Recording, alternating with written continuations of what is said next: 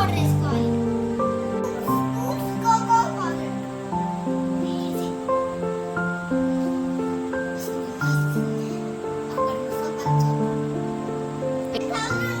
వేసుకోవచ్చు మీ దగ్గర.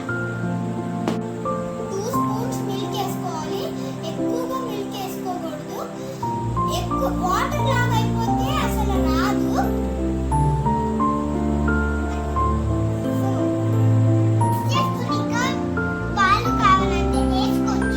వచ్చేదాకా మనం కలుపుకోవాలి. ఇప్పుడు కొంచెం చాకో చిప్స్ తీసుకోవాలి.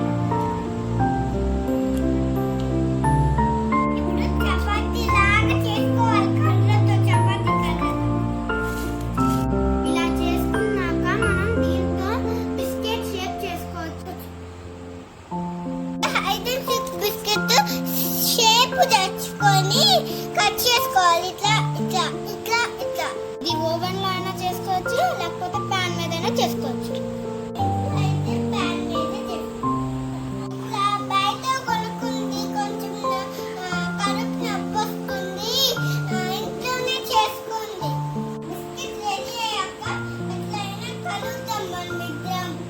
బిస్కెట్ రెడీ అయ్యాక మళ్ళీ వీడియోకి వస్తే కలుద్దాం. అయితే బిస్కెట్ రెడీ అయింది, టేస్ట్ చూద్దామా మనం ఇద్దరం. నీకు చల్లారిపోయిన పీస్ ఇస్తా. ఇది చల్లారిపోయింది. ఇద్దరం ఒకేసారి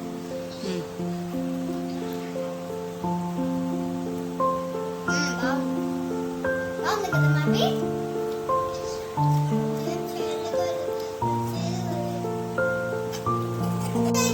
బాగా వచ్చింది.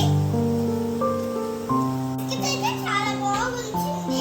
Correct shape